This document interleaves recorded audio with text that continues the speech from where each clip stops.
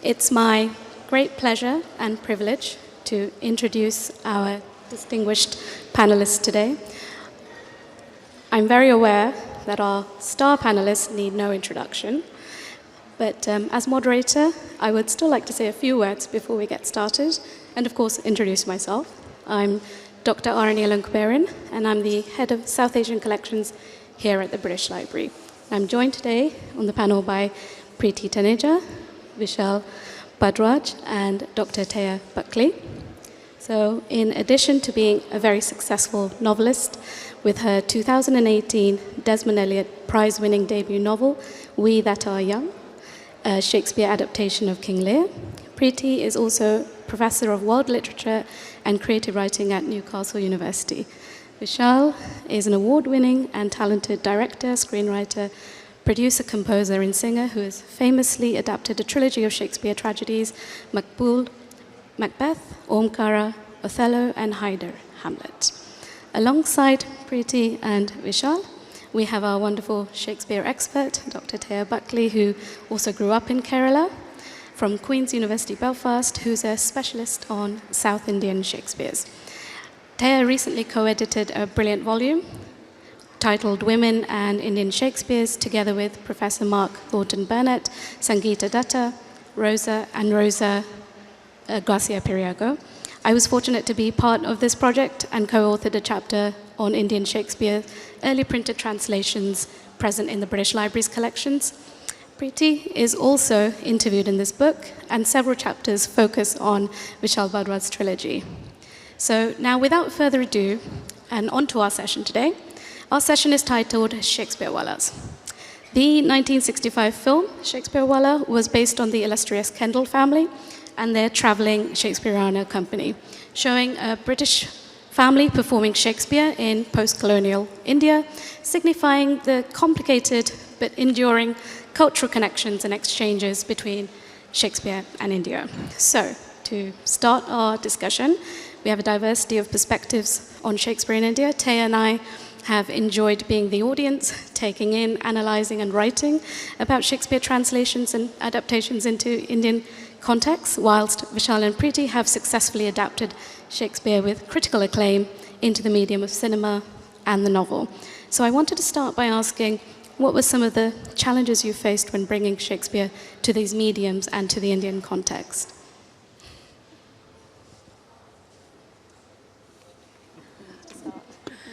Who would speak first about Shakespeare? You know, that's the to be or not to be.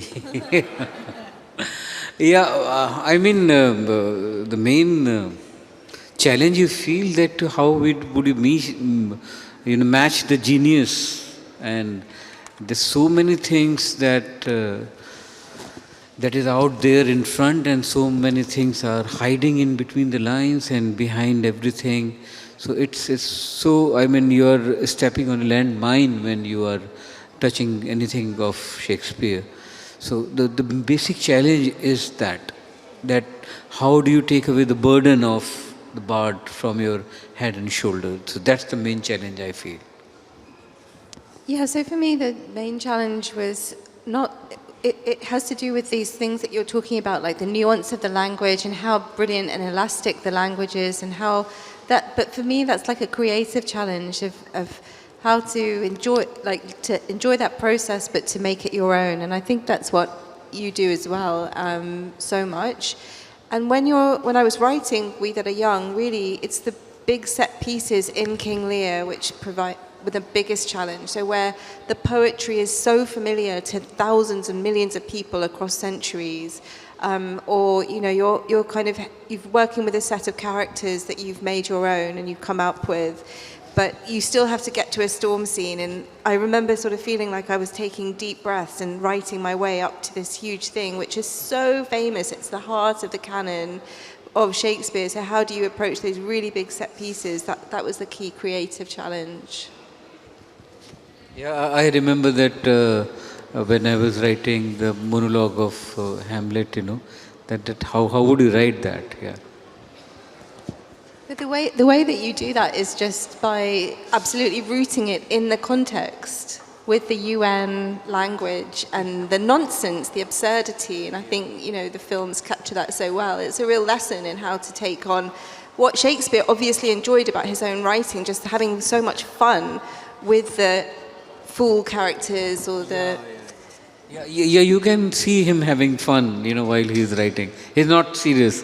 Even in the most serious and the most tragic plays, he's completely non-serious. Yeah. There's something about the language which is so full of puns and so full of reversals that it just allows us as writers and creators, I think, to do what we want. It encourages that. So, you know, the anxiety of influence that you're talking about has to do with, for me, what everyone else has said about this all of these 450 years. And that's the bit that you just have to shut off and just have your own relationship with the text. That's amazing. Thank you. That's really insightful. And I actually wanted to bring Thea into this and ask some of the considerations that Vishal and Preti have expressed. Have you come across that in your research on historical adaptations in South Indian Shakespeares? So firstly, thank you for being here. It's a huge honor for me, and I'm very excited to be able to share the stage with Vishal and Preti. One thing that did strike me was something that is reflected in their work is many of the adaptations are tragedies. Many Romeo and Juliets obviously love tragedies, but we've got Vishal has 3 tragedies, and Preti has covered the 4th, which is not in his films, which is King Lear. So why the tragic theme? Most South Indian drama doesn't have tragedy. You're not supposed to kill the protagonist. You know, very few people did, and then they're using Shakespeare to come, okay, now we can call it Shakespeare, but we're killing off somebody important. So I have questions for you all too, but what is it that is so attractive about the great tragedies? Why are we obsessed with them? You know, as Buddha says, Jivan Dukh hai, life is tragedy. So, yeah, it's pain, it's tragic.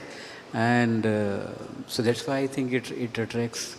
We can look away from it, but to find fun in tragedy, and that's what I have been doing, because I didn't find them tragic stories. I found them stories, you know, they should be told. Yeah, I mean, I can't quote Buddha the way that you can, but my grandmother used to say, "Jitna hasta hai, utna rota hai." And as much as you laugh, you'll cry. And I've always had this saying in my mind, exactly in her voice. And I actually, when I first started writing We That Are Young, that's the title I wanted to give the book. And I wanted it to be written in Hindi on the cover. And some, you know, very serious agent said to me, no one's going to buy it. They won't even be able to read it. They won't know what you're talking about. But that is the core of, I think, what tragedy gives us. The reminder that as much as you laugh, you'll cry. And vice versa, as much as you cry, you'll laugh.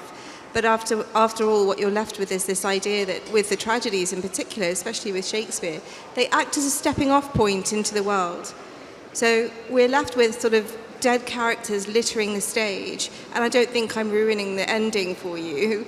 You know, and one person is standing there, and they're often left at the end very ambivalently saying, well, that's life, and what's next? And that's a question that Shakespeare asks the audience or the reader. Which we can then in our own context take forward. That's brilliant. And actually I'd like to jump off that and say, why Lear and why not Lear? Okay, so this question of why Lear, I was born and grew up in this country, not very far from here, in a town about half an hour away by train, and I did Lear at school. Like millions of other students, at 17, it was on my A-level syllabus. And I grew up bilingual. I grew up visiting India all the time. My mother wore a sari every single day, even at work. She was a huge influence on my creative imagination, and she brought India into my life in very profound ways in my DNA. But at school, which is sort of like the pinnacle of authority for South Asian British families, we never discussed partition, ever. It was not taught in history, in geography, in literature, and yet there was a copy of Midnight's Children sitting on my bookshelf at home, which belonged to my parents. And when I read Lear at school at 17, I suddenly got the whole thing in the canon of Shakespeare in the English literature classroom, and I was like, this is an Indian story. And it just absolutely resonated with me on so many levels, not just because of the partition narrative, but the patriarchal narrative, the question of dowry, the question of duty, the question of being bound to perform in public in a particular way as a daughter, and what happens to you if you decide to go your own way. That was a lesson that you're always given growing up. So for me, it was always Lear from 17. And when I came to write the novel, it was basically like, what project is going to engage me enough forever? Writing a novel is like a marathon. And it was, looking at what was happening in India in terms of rising fascism and in terms of, the division of communities and so on, and the situation in Kashmir, which is where the novel ends with the sort of Dover scenes set in Kashmir. That's what I really wanted to talk about, and it was almost like Shakespeare did it first. Every single scene I was able to kind of map onto the narrative form. Wonderful, thank you. And now it's your turn. Why not Lear? Yeah, actually, when you are choosing a subject for your film, so you're so confused with so many options around you that, when I was making Macbeth, I had no other choice. I knew that, and I didn't know that I'll be completing a trilogy one day. I thought that it'll be like a one-off thing, but my affair with Shakespeare will go on for so long. I didn't know myself. So when I was choosing Othello at that time, when you are when you're choosing a subject, it depends on the mental state you are in, the social political environment around you, emotionally where are you. So many questions come, and what do you want to express? Because making a film is such a difficult job. Getting so many 300 people to work for you, to motivate them, to get finance, take the pressure for. It becomes like the human management, and human management where you are the host, and you have to play so many characters while you are making a film. Sometimes you are being a lover, sometimes you are being a giver, sometimes you are, asking them a favor. So it's very difficult. So when you have achieved success, after that you really think that why you are going to do this, what you are going to do. So at that time, Othello worked for me because I wanted to make it like a Wild Wild West kind of thing. And in Heather, it was an urge to say to something on Kashmir. And I found Hamlet, where the Hamlet, the Kashmir becomes in Hamlet itself. So when I was choosing Hamlet, at that time I had a choice of making King Lear and between King Lear and Hamlet. And I choose Hamlet because otherwise, how would I have met Preti? Yeah, and she wrote such a beautiful novel on it. And I wish it comes in a series form somewhere, someday. So, and my setting was very different for King Lear. Now because now she has written a book and I'm not going to make my setting. So I had done a setting in the slums of Mumbai, of King Lear.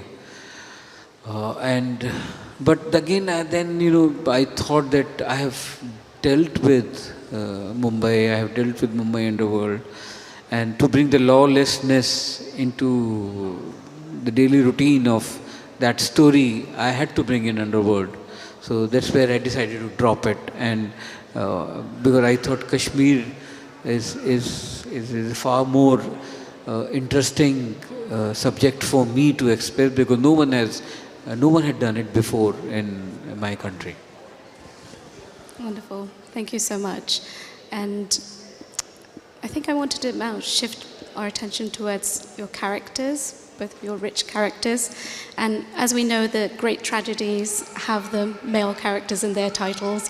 However, the females are no less important, and they're very complex and nuanced. Some of the early adaptations that I've looked into, the writers have specifically said that they've moved away from the complex, morally ambiguous female characters for the sensibilities of their audiences.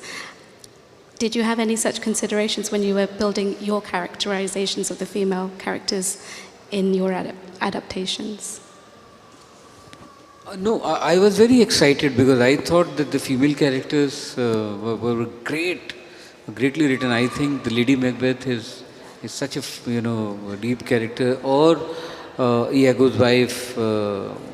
I always forget. I remember the name of my character, in which Indu I said. But I think all the characters they're so great female characters, and more than if you see Hamlet, to me Gertrude is more important. In fact, that's what I told Tabu. Tabu didn't want to play Shahid's mother in Hamlet, so she was so reluctant to play that I can't play mother to to Shahid, and that I'm so young, I'm just like 10-15 years elder to him. So and I wanted Tabu. I thought that nobody can play better Gertrude than Tabu. So I had to tell her that don't see it as Shahid Kapoor. See your part as Gertrude, because I think to me the Gertrude is a far more interesting and far more beautiful character to work on than the Hamlet himself. Fantastic. And you've got so many rich female characters to draw from. Goneril, Regan, Cordelia. How did you come across the transformation process? Well, the novel takes these three daughters of Shakespeare and translates them to three generations of Indian women who have all lived in different ways, in different forms of the economic stretching out of what's happened in India. So the older daughter, she grew up with socialism.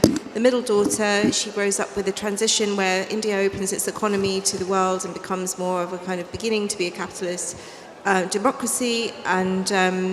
And then the Cordelia character, who's the youngest, she's a sort of generational shift from them all the way through to, she's an eco-warrior, and she comes to England to study, and so she has a lot more kind of spiritual and sexual freedom than the other two have experienced in a different world, almost. So she's lived through the shift towards the technology as well.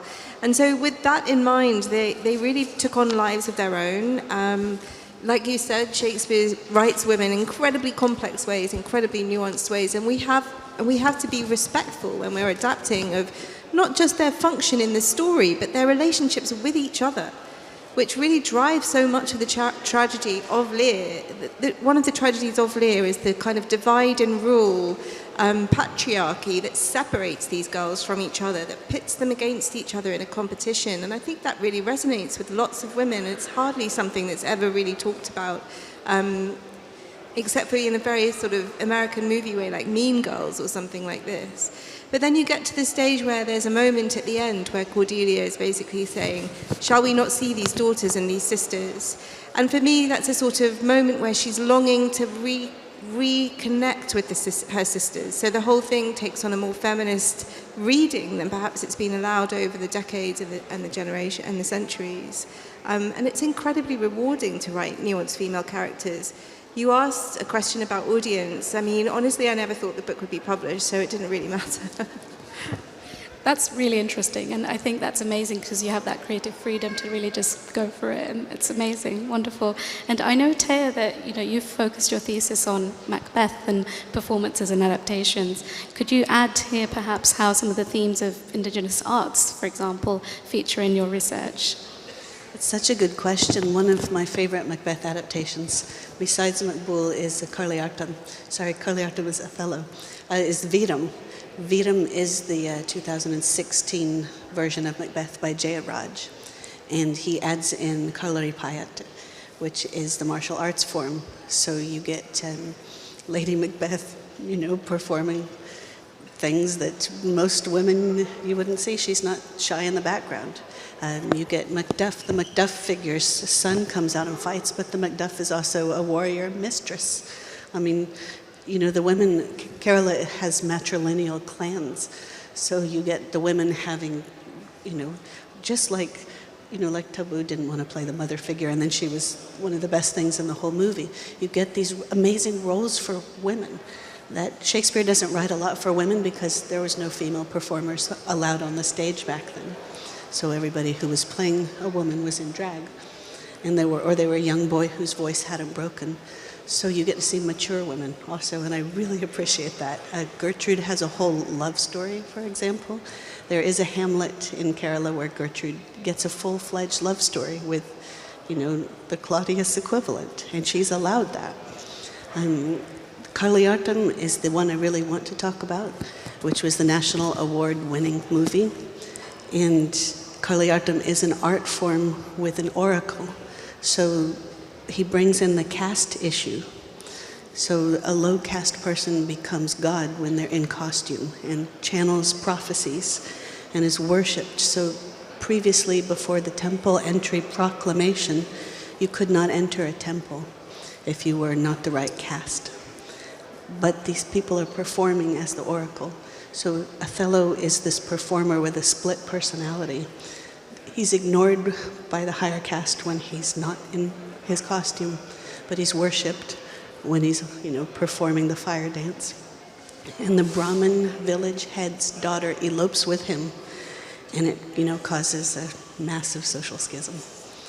And it's a wonderful movie. I'd recommend watching it. Yeah, adding to that, I think his female characters are stronger than, as I said, Gertrude is more interesting. I think Lady Macbeth is more interesting than Macbeth. Yeah, and in Antony and Cleopatra, I think Cleopatra is more interesting for me at least. Yeah, and in King Lear, of course, all the female characters are so. Wonderful. Continuing on the theme of sort of indigenous arts, what were perhaps the role of music in adaptations? I think it's there in the original plays also, you know. Yeah, so that's a Gravedigger's song in Heather.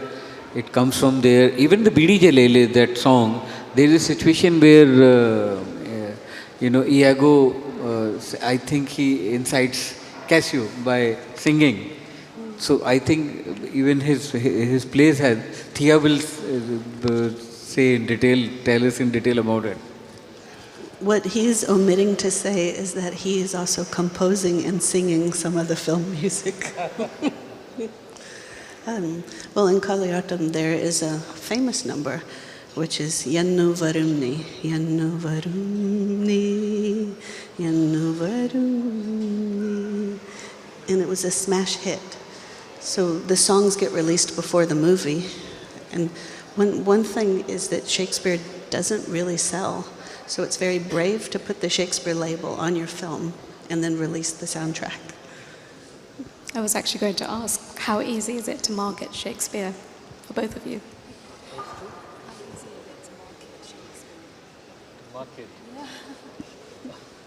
I mean, honestly, there's an interesting question there that I think goes a bit deeper than just how do you sell your book, right? Like, as a South Asian British-born writer working with the canon that we all grow up with learning as like sort of elite whiteness surrounds this critical idea of Shakespeare. Does it really belong to us? And so when I first started trying to sell the novel to publishers, I got a lot of pushback saying, you know, how dare you do this? And why should you tell us about Lear? And I'm like, well, I'm teaching your kids English literature at university, so I think I'm okay, mate, you know? And I did it at school with everybody else, so why not, right? Like, your brain engages with language in so many different ways and characters in so many different ways. Why not bring that to our most hallowed cultural exports? And the reason I was born in this country is partly to do with that cultural exploitation, that project of colonialism. So it's just as much anyone's as anyone's. It doesn't just belong to one person. So marketing has to do with cultural gatekeeping and elitism for me, and that's been my experience with this novel and all of my work all along. Yeah. So there was a question, when the book was going out, how much should you say this is an adaptation or translation, as I call it, of King Lear? And I was like, say it, because anyone who's read Lear will know, and everyone who doesn't will just enjoy it for what it is. So, that's what I set out to do. It's really important to have that integrity to the book. That's fantastic, because there's so many, as you say, adaptations and translations, and they're always figuring out what they are and their relationship to Shakespeare. It's wonderful. And how about for you in terms of the films? Yeah, my mentor Gulzar Saab, he's a great poet and filmmaker himself. He accuses me of this, that I do it to attract the eyeballs and the attention. That's why I use Shakespeare's name. Otherwise, my films are original. But but I differ from him. That they look different, they may feel different, but at the core of it, it's a Shakespeare. And it's very easy to market with his name, and because you get an extra attention, immediate attraction to your title or to your work. But then one should be very careful, what you are dealing with. If you are not able to deliver what you are saying, then you get the same amount of flack. Yeah, and one thing I will say as well is that the academic world has embraced this work for both of us, I think, and it's had, even though the publishing world has eventually, and readers have found the book, or the films have gone into theatres and things, it's really the critical engagement with the work that has kept it going for a really, really long time, allowing us to keep talking about it. It's fantastic. And both of you have spoken about your inspirations for the films and the novel, but I'd like to ask perhaps, were there any Indian Shakespeares that also influenced your work? Or was it purely the original Shakespeare that you really focused on? I mean, I watched a lot of theatre versions of Lear before. Like I said, studied it at school, so I was watching theatre versions of it from a very young age, 16 years old, and before that through Tales of Shakespeare, the Charles and Mary Lamb prose versions, which lots of us have as school children. And in terms of Indian Shakespeare, when I was writing the book, I really got interested in how Shakespeare had been translated into India from the time of colonialism onwards. So how did that cultural dissemination work as a sort of way of creating a class of Indians who were Indian in blood and colour and English in taste and sensibilities, to quote one of the British colonizers, Macaulay, who was responsible for the education system, writing minutes on education and so on. And I loved the fact that there was a lot of subversiveness about the way that Indian writers and dramatists and playwrights and thinkers approached Shakespeare's plays as just one part of a range of drama they were interested in working with. And as multilingual thinkers and writers and philosophers, they didn't revere him. They just folded his writing and his thinking into their own ways of doing things. And across the subcontinent, in all different languages and all different cultures, these very different versions of Shakespeare started to come up. When you look at the title translations of some of these things, they can be really very telling. So, for example, one of my favorite little anecdotes, which some of you may know, is that there was a version, and I'm sorry I don't remember the exact dating of this, of Taming of the Shrew, where the translator called it something that translated as the Ferengi woman brought to justice by her husband, because they wanted to make clear that this was not an Indian way to behave for women. So there was a very kind of big difference there about how they were approaching the Shakespeare, and it had an irreverence to it. It had a lot of thinking behind it, and that was very inspiring. Wow, wonderful. The other Shakespeare adaptations so actually I started with Kurosawa. So when I was making my first film, I watched The Throne of Blood for the Witches reference, which has got actually in my first film which I made for kids called Makdi, it has the character of a witch. So just for that I watched, and when I was making Macbeth, my Makbul, I, I, I, I realized and I remembered that Kurosawa's Throne of Blood.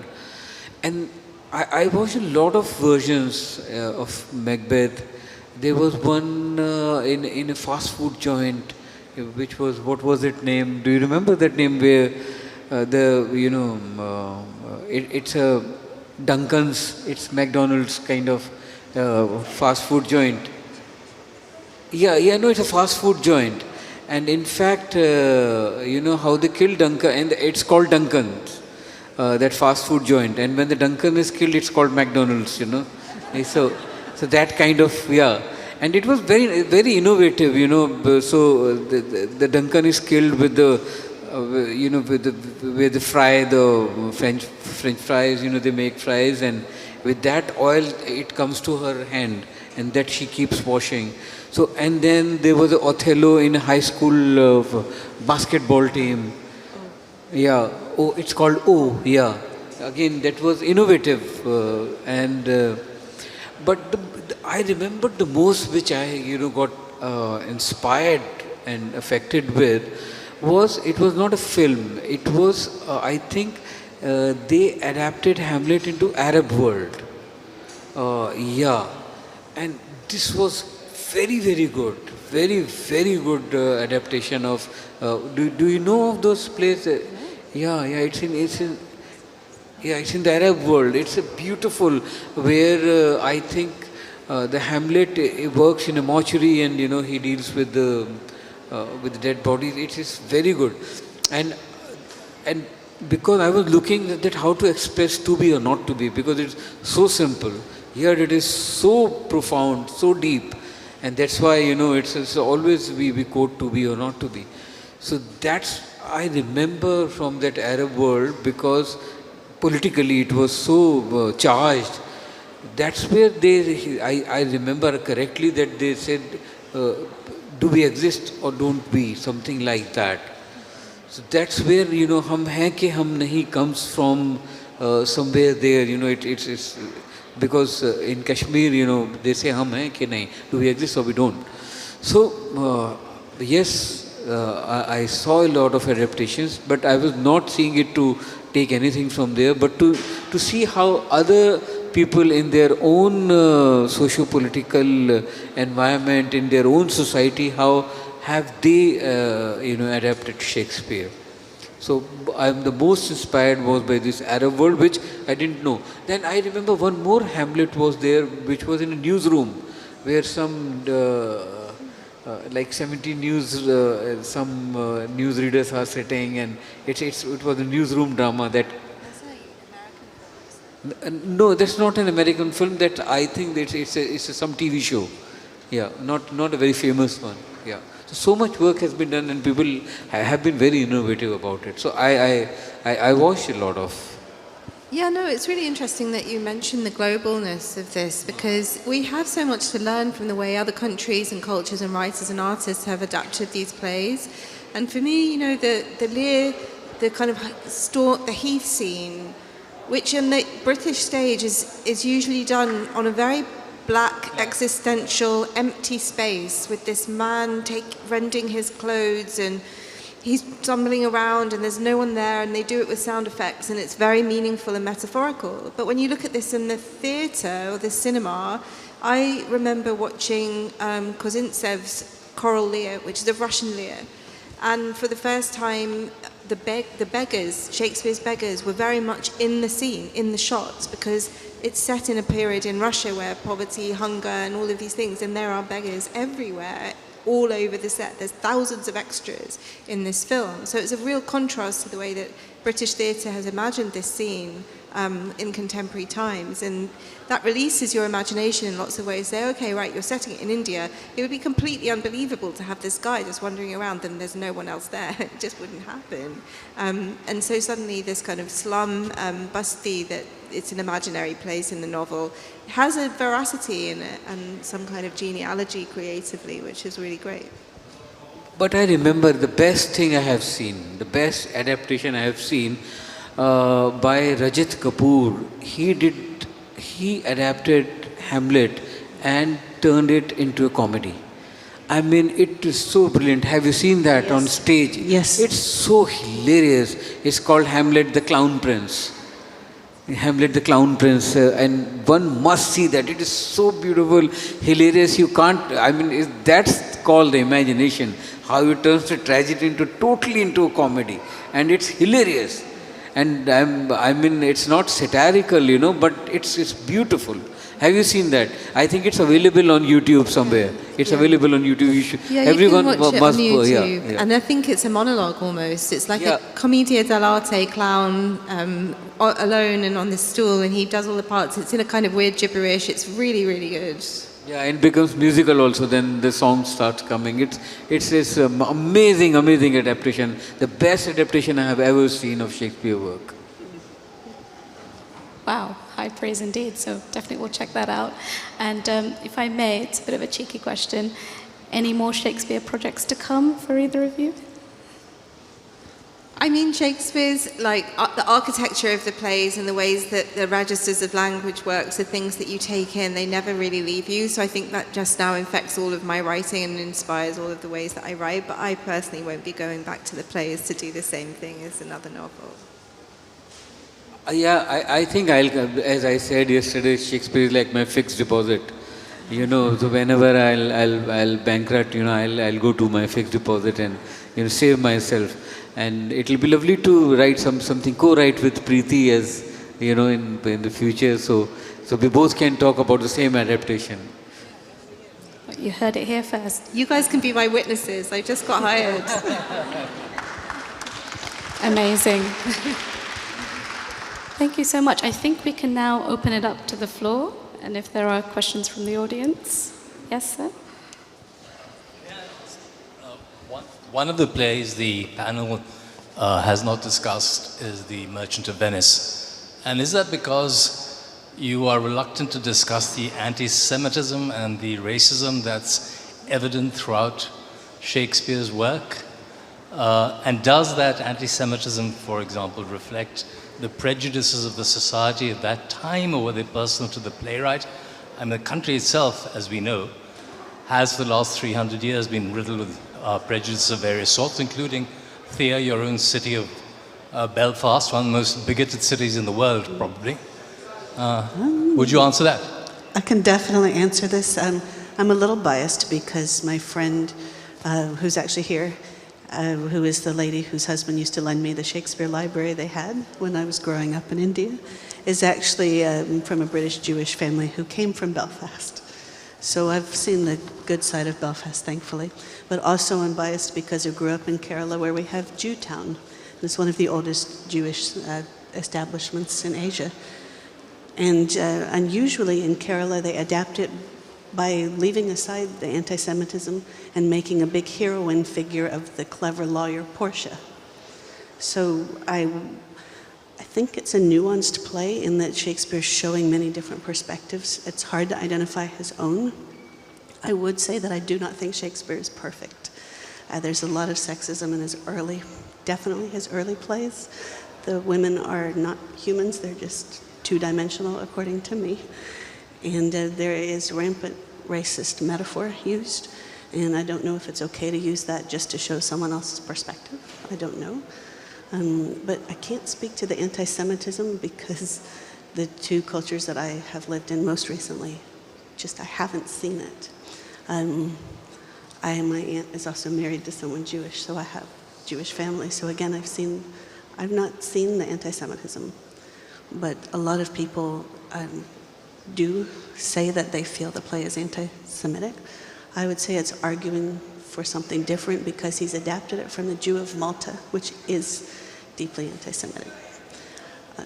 I think these other two people on the panel might wish to address some of this, especially because Vishal Bhardwaj has adapted Othello, and he touches on the inherent racism that is present in so many human societies, and Shakespeare does retell the human story over and over. Also, the colonialism really intersected with racism, definitely, but I think he could also speak to this question. It's a very good question. Yeah, but I think for that, I have to go back and read it in detail, because I remember The Merchant of Venice as I was a ninth standard student, and I used to be horrified by that. But it's a very good question, and I think it really uh, it needs to be made. I think then this is the time, this is the right time to make Merchant of Venice, and in fact, Basharat, my friend, who wrote the Curfewed Night books, which was the basis for me for my Hamlet. He has a lovely premise for that, and he's working on it.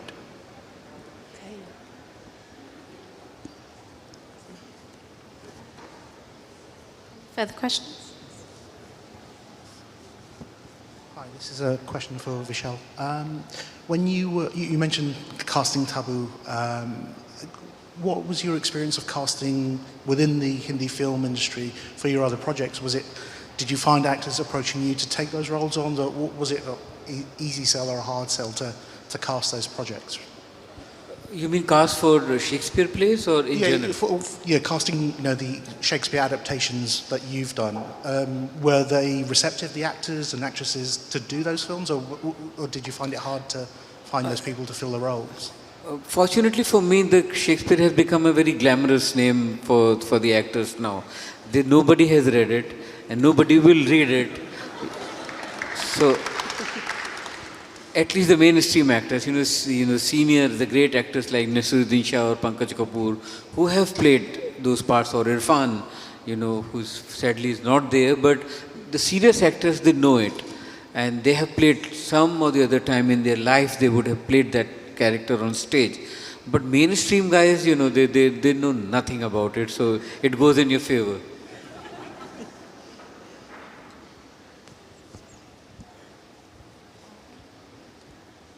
My question's again to Vishal. So you mentioned getting out of your head during screenwriting, but during the process of filmmaking, did you find it more limiting or liberating to let those characters improvise, or put them in situations where Bart doesn't put them? Once whatever improvisations we do, of course the actors bring their own self into the character, but when we are filming, it is such a difficult, as I said, and so tightly scheduled thing. It's completely like an army, that you are given like 12 hours to conquer a post. We go like that. So there is no scope of, within the limits you can improvise. And sometimes, you get an actor, who gets stuck, who has not done his homework. So he comes and asks a very stupid question, and when you're losing light, when the crowd is assembling and you want to take your shot. So the kind of improvisation you are saying, that happens when we have written and we are doing our prep work. During that time it happens, and that happens a lot with serious actors and the good actors like Irfan used to happen a lot. And I remember Irfan when he was playing the ghost in Heather. So he brought in this beautiful detail that as per the writing, I have been in prison and I have been tortured for years.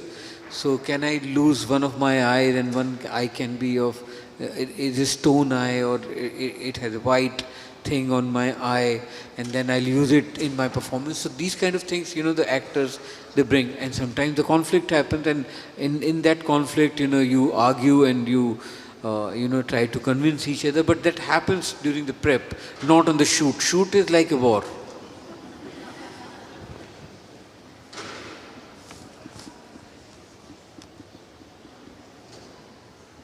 Hello, sir, again. After my morning question about the Heather being shot in the Kashmir, you said you answer the next part that in the afternoon session, that why you choose that premises from the Shakespeare point of view and how that's well suited for your movie plot in that, because as I said, it was one of the most genius adaptations I've ever seen to use the Kashmir backdrop to shoot Heather.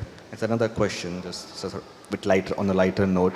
Have you ever thought of doing the Romeo Juliet as adaptation? And if you thought, who would be your ideal choice to play that in today's world? Thank you, sir. Yeah, Romeo and Juliet is done to death, you know.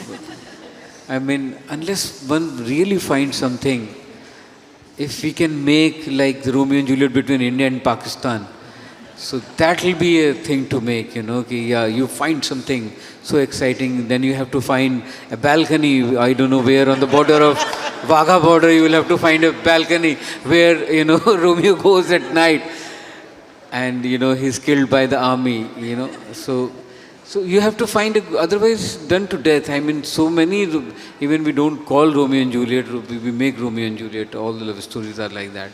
But yeah, Hamlet, because again, as you know, we were talking, more than Hamlet to me was Gertrude and Rosencrantz and Guildenstern, who were Salman and Salman in my thing.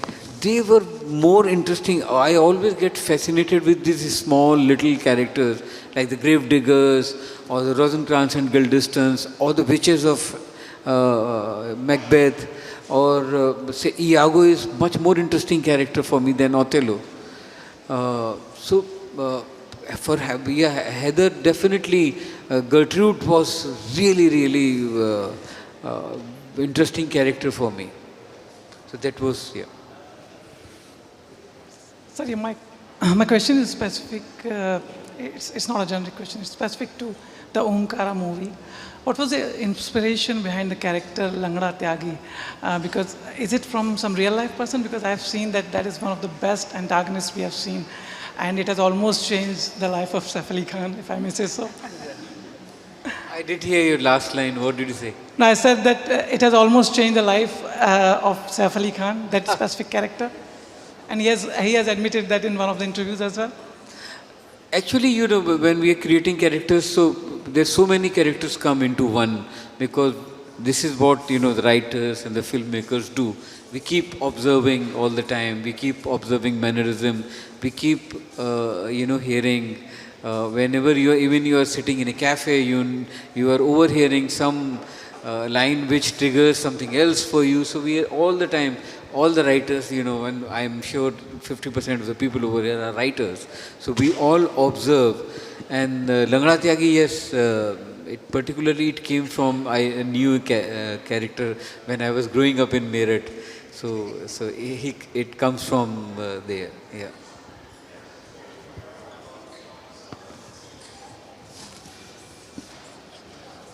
This question is for Mr. Vishal. First off, thank you for making Heather. It's one of my favorite movies. I'm not exaggerating when I've said I've seen it 7 times. I've forced many of my friends to watch it also. So thank you for that. How do you make movies? I mean, do you think that your movies will have mainstream appeal when you make them? I imagine a movie like Heather, you probably anticipate some sort of controversy. You maybe anticipate that it isn't very mainstream. You know, you mentioned that many mainstream actors haven't read Shakespeare. I imagine a lot of your audience sort of hasn't read Shakespeare or doesn't care about Shakespeare. So where do you anticipate success? How do you convince major actors to be in your movies if you don't anticipate success? Could you just speak to how you make your movies, given that they are somewhat niche? Yeah, I'll tell you the secret for that. You know, you have to be con artist to be a filmmaker. Yeah, you have, and with honesty, you know, you have to sell a dream. And again, the writers do that. You know, you have to sell a dream, and you have to sell a dream to somebody, put in money to make that dream. You know, that's become the financier and the producer then. And it's so interrelated, the actors, you bring the actor, you get the finance. So there's so many complicated, and for one thing which you want to make a very noble thing, it's so difficult to raise money for any noble thing or any pure thing. If you are for purity, the more pure your work is, the more difficult it becomes to raise the money or finance for that. And that's true for any art. And we have seen this, not, I'm just talking about as, you know, as I'm Vincent van Gogh, but but it's very difficult to, so then you learn the tricks of the trade, you know, then, or rather than you learn the trade than the tricks. You better learn the trade. So you learn that, okay, from my side of cinema, even from the outside, the West see us as dancers and singers, we just sing and dance. So we'll have singing and dancing in our films, but we'll use that as our weapon and not use it apologetically. So many things happen in a creative life, in a creative mind, but what at the end of the day, then you have to be smarter than the people you are going to work with. I'm sorry, I think we had another question here.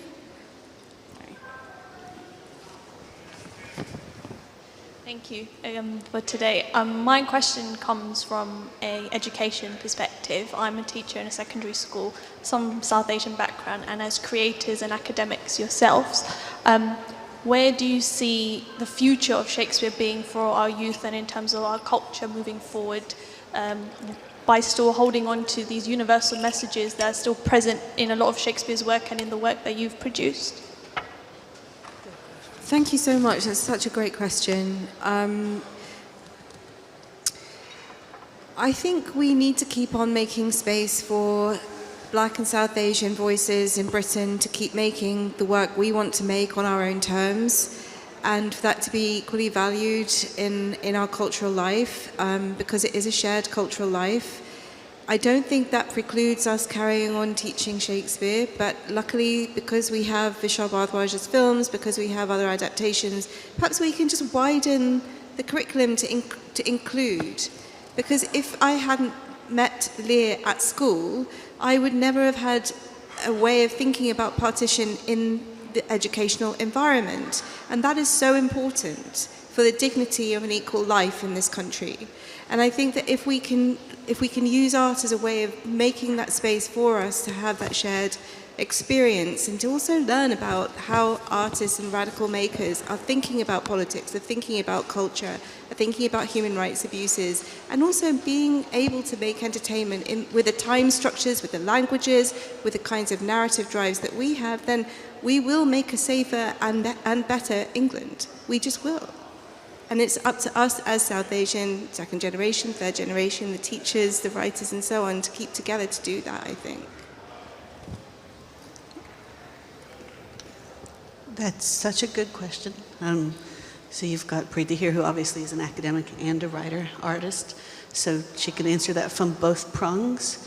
One thing that both of these artists have not addressed is that they've had the boldness to actually bring Shakespeare into the 21st century. So one reason that's so bold is that Shakespeare's held up as this great pedestal because the Brits, he's been in India almost as long as Britain. He came over with the sailors. But the colonial agenda shoved him down the throats of school children and people applying for jobs. And that was in English that was outdated. And now Shakespeare's being remade. Much of Preti's book is in Hindi. And she's unapologetically and very boldly and rightfully not put a glossary in the back. So if you can't understand Shakespeare in Hindi, which is spoken by millions of people, that's your loss. And it's real Shakespeare. Shakespeare himself was an adapter. He's writing people's stories. He's updating old stories from all over the world for his audience. And that's what they're doing with him today. And, which they haven't addressed, they have both changed the endings materially. Maybe not always the fates. And both of the endings that they have altered have resonated with me more than Shakespeare's own endings. I am going to admit that as a professional Shakespearean. I would love to hear them talk about why that's so important to us.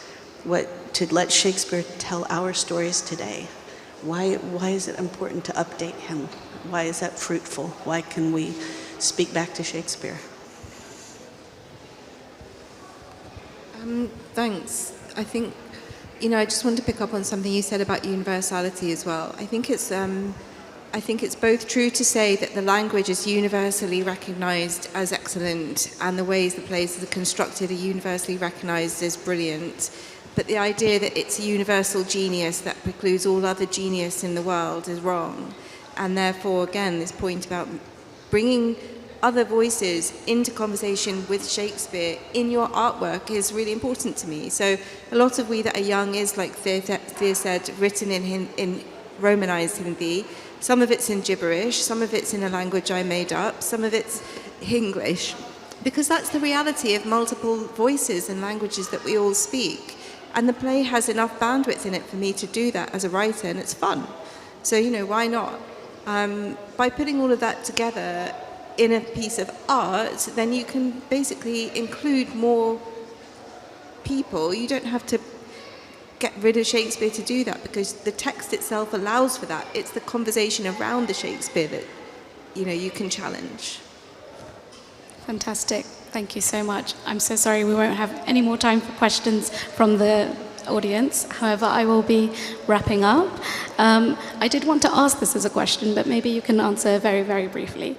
So throughout the discussion, it's been amazing to hear all of your insights into the challenges faced and the creative decisions made.